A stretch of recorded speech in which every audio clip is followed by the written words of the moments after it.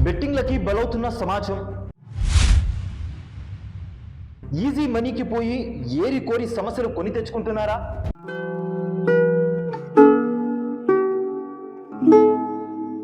జాక్పాట్ల కోసం జీవితాన్ని పణంగా పెడుతున్నారా? బెట్టింగ్ పాసానికి బలవుతున్న ప్రాణాన్ని ఆపలేమా?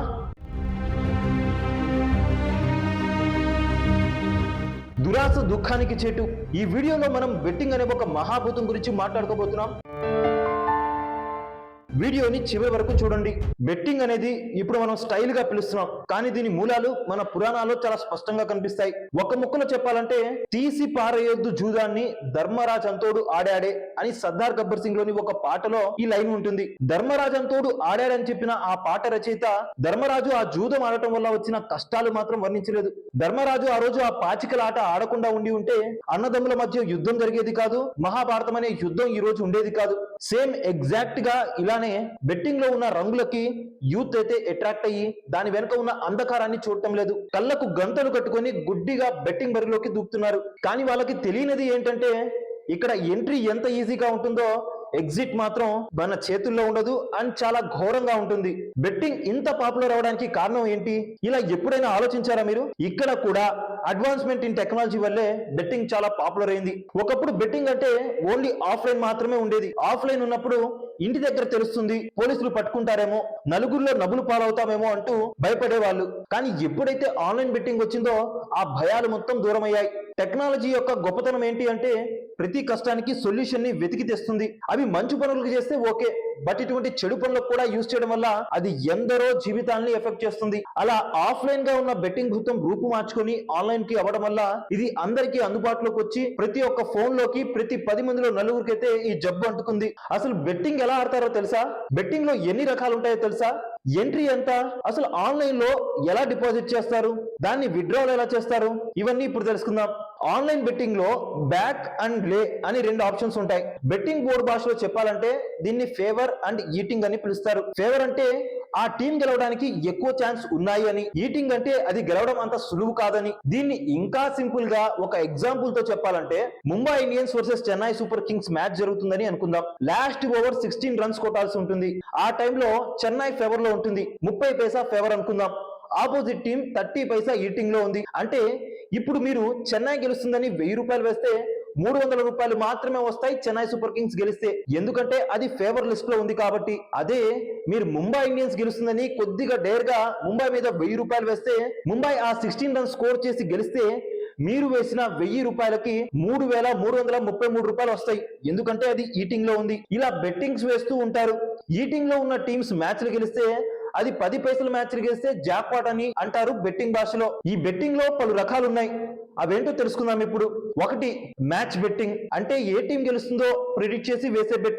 రెండవది ఫ్యాన్సీ బెట్టింగ్, ఈ ఓవర్ ఎన్ని రన్స్ వస్తాయి, ఈ ఓవర్ లో వికెట్ పడుతుందా లేదా, మ్యాచ్ మొత్తంలో ఎన్ని సిక్స్లు పడతాయి, మ్యాచ్ మొత్తంలో ఎన్ని ఫోర్స్ కొడతారు, ఎన్ని వికెట్లు పడతాయి, ఎవరు ఎక్కువ వికెట్లు తీస్తారు, హైయెస్ట్ స్కోరింగ్ రన్స్ ఎంత ఉంటాయి, మ్యాచ్ మొత్తం మీద ఎన్ని రన్ స్కోర్స్ చేస్తారు, ఎన్ని ఎల్బిడబ్ల్యూలు ఉంటాయి, ఎన్ని రన్అట్లు ఉంటాయి, మ్యాచ్ మొత్తంలో వచ్చే ఎక్స్ట్రాలు ఎంత ఉండొచ్చు, ఇలా వేసే వాటిని ఫ్యాన్సీలు అంటారు. ఇక దీంట్లోనే ఇంకో రకం సెషన్ బెట్టింగ్. ఒక ఐపీఎల్ మ్యాచ్ ని మనం కన్సిడర్ చేస్తే అందులో మొత్తం 4 సెషన్స్ ఉంటాయి. పవర్ ప్లే ముగిసే లోపు ఎన్ని రన్ స్కోర్ చేస్తారు, ఫస్ట్ 6 ఓవర్స్ మీద ఇక్కడ బెట్టింగ్ జరుగుతుందన్నమాట.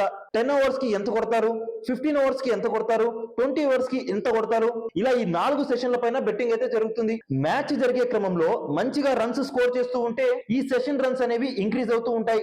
అదే వికెట్లు పడితే కనుక రన్స్ తగ్గుతూ ఉంటాయి. కొడుతున్నారు కదా అని వేస్తే టపటపా వికెట్లు పడతాయి, కొట్టేటట్లు లేదు కదా అని నో వేస్తే సడన్ గా ఒకే ఓవర్ లో 20 రన్స్ అయితే కొట్టేస్తారు. క్రికెట్ బెట్టింగ్ ఒక వ్యసనం అంటే ఇందులో ఫ్యాన్సీ ఇంకా చాలా పెద్ద వ్యసనం. Types of games in betting sites. Betting sites లో ఎటువంటి గేమ్స్ ఉంటాయో ఇప్పుడు తెలుసుకుందాం.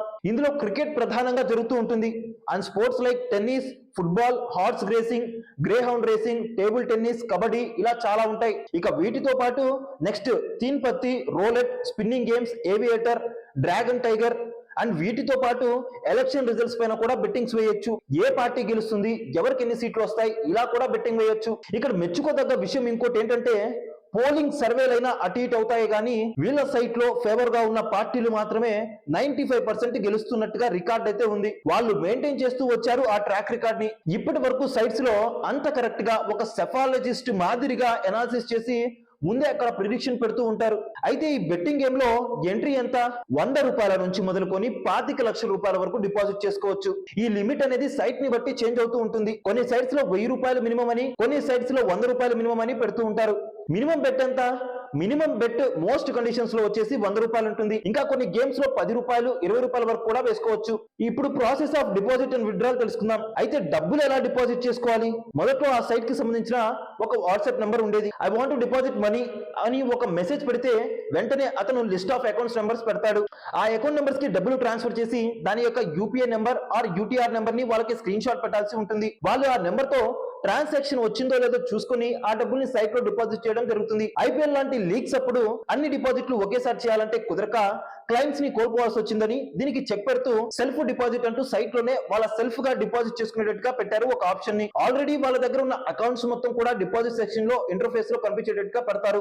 మనం వర్కింగ్ లో ఉన్న ఏదో ఒక నెంబర్ ని తీసుకుని దానికి ట్రాన్సాక్షన్ చేసి స్క్రీన్ షాట్ ఫోటోని అప్లోడ్ చేసి కింద ట్రాన్సాక్షన్ ఐడిని టైప్ చేసి సబ్మిట్ చేయాల్సి ఉంటుంది. ఆటోమేటిక్ గా ఆ నెంబర్ నుంచి ట్రాన్సాక్షన్ వచ్చిందో లేదో క్రాస్ చెక్ చేసుకుని డిపాజిట్ అయితే చేస్తుంది మెషిన్. అయితే మరి డబ్బులు డ్రా చేయడం ఎలా?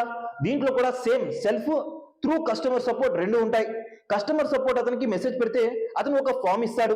ఆ ఫామ్ లో ఏ సైట్ లో ఆడుతున్నాం, అకౌంట్ ఐడి, మన బ్యాంక్ అకౌంట్ వివరాలు, UPI number, IFSC code, account holder name ఇవన్నీ ఫిల్ చేసి పెట్టిన తర్వాత ఎంత అమౌంట్ విత్డ్రా చేద్దాం అనుకుంటున్నామో అది టైప్ చేసి అతనికి ఫార్వర్డ్ చేయాలి. అదే ఆన్లైన్ లో అయితే డిఫాల్ట్ గా మన ఐడెంటిటీ మొత్తం అతని దగ్గర ఉంటుంది. జస్ట్ బ్యాంక్ ని బైండ్ చేస్తే చాలు అండ్ అమౌంట్ ని టైప్ చేసి సబ్మిట్ కొట్టడమే. ఇలా ఆఫ్లైన్ పద్ధతిలో వాళ్ళకు ఉన్న కష్టాలన్నింటినీ కూడా తీర్చేస్తూ ఆన్లైన్ బెట్టింగ్ వల్ల ప్రైవసీని కాపాడుతూ సర్వీసెస్ లో ఎక్కడా కాంప్రమైజ్ కాకుండా డిపాజిట్స్ అండ్ విత్డ్రాల్స్ చాలా చక్కగా చేయడం వల్ల జనాలు ఎక్కువగా దీనికి అట్రాక్ట్ అయ్యారు.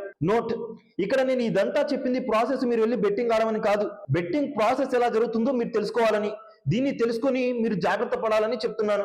ఆఫ్లైన్ బెట్టింగ్ అయినా అప్పుల పాలైతే బయట తెలిసి ఒకనొక స్టేజ్ లో ఎండ్ కార్డ్ అయితే పడేది. బట్ ఆన్లైన్ బెట్టింగ్ లో అలా కాదు. ఒకరి తెలియకుండా మరొకరి దగ్గర నుంచి అప్పులు తీసుకుంటూ అలా తెచ్చిన డబ్బులు మొత్తం కూడా బెట్టింగ్ లకు దారాదత్తం చేసి నైట్కి నైట్ దివాలా తీసిన వాళ్ళు కూడా చాలా మంది ఉన్నారు. అలా సరదాగా ప్రారంభించిన ఈ అలవాటు వ్యసనంగా మారి ఎన్నో కుటుంబాలకి సంతోషాన్ని దూరం చేసింది, అప్పుల ఊబిలోకి నెట్టేసింది, ఆత్మీయులను కోల్పోయేలా చేసింది, ప్రాణాలను హరించింది, కుటుంబాలను చెల్లాచెదురు చేసింది. కళ్ళ ముందు అంత డబ్బులు కోల్పోయిన వాళ్ళు పిచ్చి వాళ్ళలాగా మారిపోయిన సందర్భాలు కూడా చాలా ఉన్నాయి. చేసిన అప్పులు బయట చెప్పుకోలేక, అవి సకాలంలో తీర్చుకోలేక, సమాధానం చెప్పుకోలేక వాళ్ళు అనుభవిస్తున్న క్షోభ మామూలు పాటిది కాదు. ఈ రోజు ఆన్లైన్ బెట్టింగ్ లో 100 రూపాయల నుంచి లక్షల రూపాయల వరకు ఆడొచ్చు. దీనికి ప్రధానంగా బలవుతున్నది యువత, చదువుకుంటున్న యువత. స్టూడెంట్ ఫేజ్ లో ఉన్నప్పుడు చిన్న చిన్న ఖర్చుల కోసం మెల్లగా దీన్ని అలవాటు చేసుకుంటున్నారు ఈ బెట్టింగ్ భూతాన్ని. చివరికి వారి కెరియర్ ని నాశనం చేసుకునేలాగా చేస్తుంది ఈ బెట్టింగ్ భూతం. ఒక పక్క అకాడమిక్స్ ని నెగ్లెక్ట్ చేస్తూ మరో పక్క ఈ ఆన్లైన్ గేమ్స్ ని ఆడుతూ వారి జీవితాన్ని రిస్క్ లో పెడుతున్నారు స్టూడెంట్స్. బెట్టింగ్ లో ఎంత అడ్వాన్స్మెంట్ వచ్చిందంటే మొబైల్లో కూడా ఆడొచ్చు. అది ఆడుతున్నట్టు మీ పక్క వారు కూడా తెలియదు. మరి ఇంతలా సమాజాన్ని విధ్వంసం చేయడానికి ప్రేరేపిస్తున్న బెట్టింగ్ యాప్లని, బెట్టింగ్ సైట్లని ప్రభుత్వాలు ఎందుకు గాలికి వదిలేస్తున్నట్టు? బెట్టింగ్ అనేది మన దేశంలో లీగల్ కాదు కదా, ఆ దిశగా ఎందుకు చర్యలు తీసుకోవడం లేదు?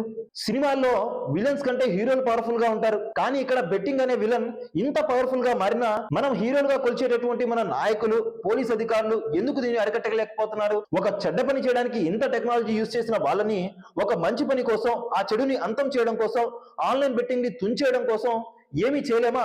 ఆన్లైన్ బెట్టింగ్ ని ఆపడానికి మన టెక్నాలజీని డెవలప్ చేయలేమా? కారు మబ్బులాగా అన్ని వైపులా అనుకున్న ఈ బెట్టింగ్ మహమ్మారి నుంచి ఈ సమాజాన్ని, పాడవుతున్న యువతను, దిగజారుతున్న విలువలను మనం కాపాడుకోలేమా? బెట్టింగ్ అరికట్టాలంటే అసలు ఏం చేయాలి? దీనిపై మీ ఒపీనియన్ ని కింద కామెంట్ చేయండి.